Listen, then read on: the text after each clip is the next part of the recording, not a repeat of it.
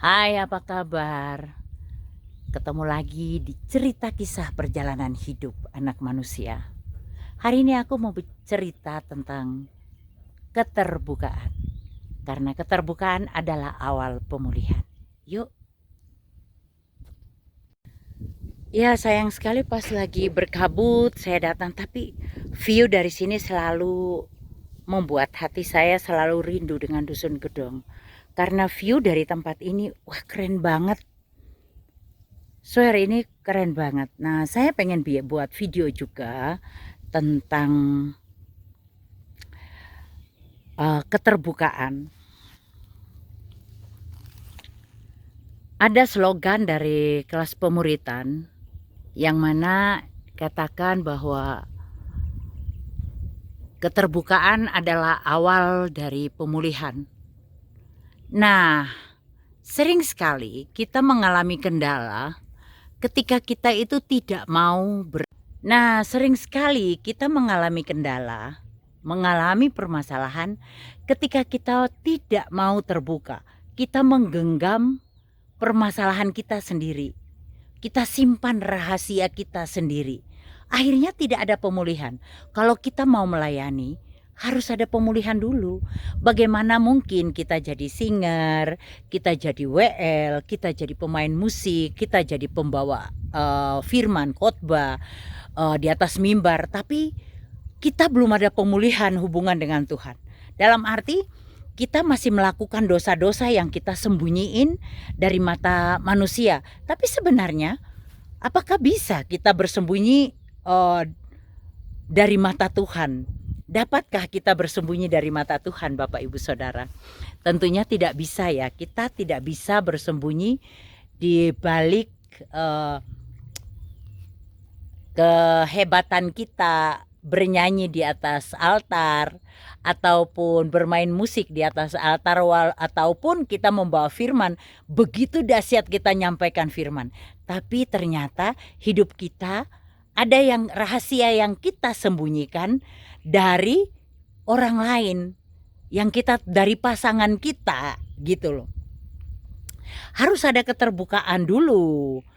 Karena keterbukaan itu awal dari pemulihan. Kita harus bersihkan bait Allah kita ini, bait suci kita ini, yaitu tubuh jasmani kita ini. Kita harus bersihkan karena Tuhan tidak mungkin berdiam di dalam kita kalau jasmani atau bait Allah kita ini kotor. Bagaimana mungkin Roh Kudus tinggal diam di dalam bait yang kotor, yang najis? Nggak mungkin kan? Nah, makanya perlu keterbukaan.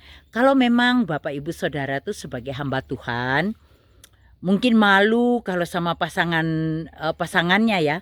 Aduh, aku nih berselingkuh. Aku nih punya otak pikiran yang jorok sama orang lain, sama perempuan lain atau sama laki-laki lain, sama istri orang atau suami orang. Nah, kita cari hamba Tuhan yang lain yang kita percaya, kita bisa sharing dengan dia dan minta didoakan. Itulah perlunya keterbukaan. Begitu juga keterbukaan dengan pasangan kita. Setelah dipulihkan, kita harus ada pengakuan. Oh iya, saya berselingkuh. Harus mengaku, karena pasanganmu juga bukan orang yang suci. Pasti ada pengakuan yang kamu juga mungkin kaget ketika dia terbuka, mengakui di hadapan hamba Tuhan dan juga di hadapan Tuhan tentunya bahwa dia pun punya selingkuhan. Pasti kamu terkejut kan? Keterbukaan adalah awal pemulihan.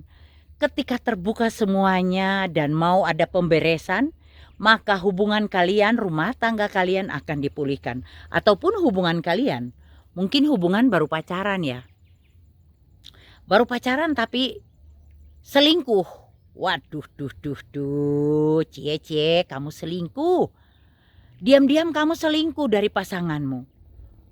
Boleh nggak kayak gitu? Tapi kamu pura-pura baik. Kamu pura-pura kudus di hadapan pasanganmu dan kamu tetap melayani Tuhan sebagaimana mestinya. Kamu bisa menutup dosamu dari hadapan pasanganmu, tapi kamu tidak bisa menutup mata Tuhan dari dosamu. Ayo, keterbukaan adalah awal pemulihan. Tidak ada bagusnya kamu menyimpan rahasia itu yang akan membuat kamu jadi berbohong, berbohong dan berbohong lagi. Ketika kamu membohongi pasanganmu, kamu akan membohongi dia terus dan terus loh. Membohongi dia karena kamu harus cari alasan lagi untuk membohongin dia. Bagaimana caranya supaya dia percaya? Nah, apakah bisa dia percaya sama kamu? Dia percaya tentunya. Tapi kamu tidak bisa membohongi Tuhan. Bisa nggak kamu bohongi Tuhan? Dan juga untuk penyanyi, WL, pemain musik, ketika naik altar, harus ada pemberesan dulu. Sebelum kamu naik ke altar, kalau kehidupan kamu nggak benar, pemberesan dulu. Selesaikan dulu, baru kamu boleh layani Tuhan. Jangan kamu melayani Tuhan, kamu maksa kondisimu yang tidak kudus itu. Dan melayani Tuhan, kamu pikir Tuhan gak marah? Efeknya bukan ke kamu, kasihan. Yang terkena dari itu orang yang kamu layani. Transfer roh itu akan terjadi. Kalau itu roh persinahan, kasihan orang yang kamu layani. Orang itu akan tertransfer roh persinahan kamu. Kalau roh pembohong, iri hati, dengki, sombong, akan tertransfer ke orang itu. Janganlah melayani Tuhan kalau kamu belum hidup benar di hadapan Tuhan. Nggak usahlah mau melayani Tuhan tapi nggak kudus hidupnya. Karena melayani Tuhan tuh berat loh. Harus hidup kudus. Salibkan semua, paku semua itu nafsu-nafsu duniamu di salib Kristus. Salibkan semua tuh. Paku di salib Kristus itu nafsu-nafsu duniamu. Keserakahan, kesombongan, iri hati, dengki, dendam, pemarah, persinahan, pencuri, semuanya. Korupsi itu juga pencuri loh. Salibkan semua di salib Kristus. Tinggalkan itu. Paku semua itu di salib Kristus. Dan berjanji sama Tuhan. Aku mau melayanimu Tuhan. Kuduskan, sucikan hidupku ya Bapa. Agar aku layak menjadi alatmu. Pakai aku untuk kemuliaan namamu. Jangan biarkan diri kita itu terjerumus dalam dosa. Baru-baru ini barusan heboh di dunia kekristenan. Mungkin Bapak Ibu tahu ya. Hamba Tuhan yang besar sekali. Benny Hinn. Jatuh lagi kembali. Istrinya mengajukan gugatan cerai yang kedua kalinya. Ada apa gerangan? Terkejut semua hamba-hamba Tuhan seluruh dunia. Dia yang pernah mati dan masuk ke neraka dan Tuhan hidupkan kembali, masih melakukan dosa. Maukah kita seperti itu? Ketika kedagingan kita ini masih kita bawa terus, kita akan jatuh sebesar apapun kita namanya. Kalau kita hidup tidak akrab dengan Tuhan, kita tidak punya intimasi dengan Tuhan, kita akan jatuh. Pasti akan jatuh, tidak mungkin tidak. Tuhan mau kita melayani Tuhan dengan sungguh-sungguh.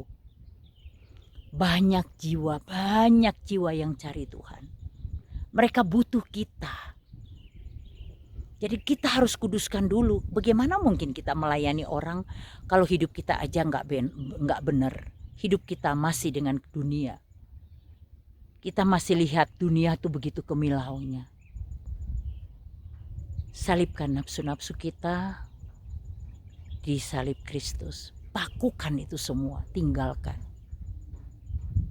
Mari kita melayani Tuhan sama-sama. Tidak ada seorang pun yang bisa bilang saya bisa berjalan sendiri. Saya aja nggak berjalan sendiri. Saya tidak berjalan sendiri. Dalam pelayanan saya banyak yang membantu saya. Termasuk Bapak Ibu Saudara kan. Yang support saya bisa bangun gereja, renovasi gereja. Itu semua Bapak Ibu loh, bukan saya. Saya ini cuma jadi perpanjangan tangan Tuhan aja. untuk melakukan apa yang Tuhan mau. Saya sendiri juga pemberesan hidup saya itu beberapa tahun yang lalu. Ketika saya mengambil keputusan untuk melayani Tuhan. Saat itu ketika saya ada dalam gereja dan yang berkhotbah hari itu adalah pendeta Hans Jefferson. Waduh, pendeta yang keren banget. Pendeta kayak Tuhan Yesus.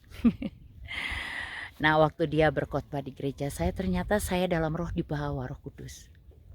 Jadi saya sudah melayang tinggi ke atas dan saya bisa melihat aktivitas manusia di bawah saya. Di dalam gedung-gedung itu banyak orang masih sibuk bekerja. Di jalanan mobil seliwir aktivitas di jalanan. Ada saya lihat di kebun-kebun, di sawah-sawah orang bekerja. Di peternakan-peternakan, di rumah sakit, di mana-mana. Orang aktivitasnya seperti biasa.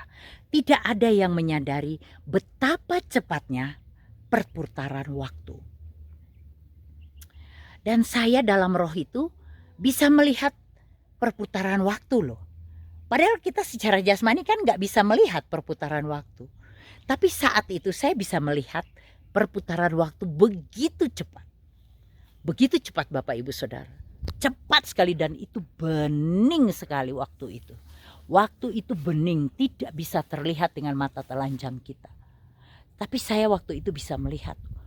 Wah, dan saya melihat ada sekelompok orang, kurang lebih sekitar 50 orang, berjubah berwarna coklat muda, seperti baju-bajunya orang Yahudi itu.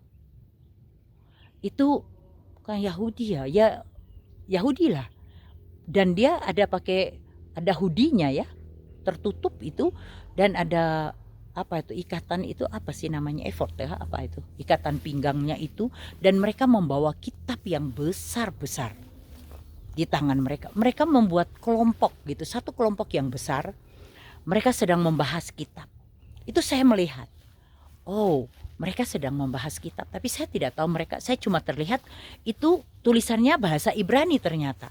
Setelah saya sekolah teologi, saya lihat, oh sekarang baru saya tahu, oh itu bahasa Ibrani. Saya tidak bisa membaca waktu itu.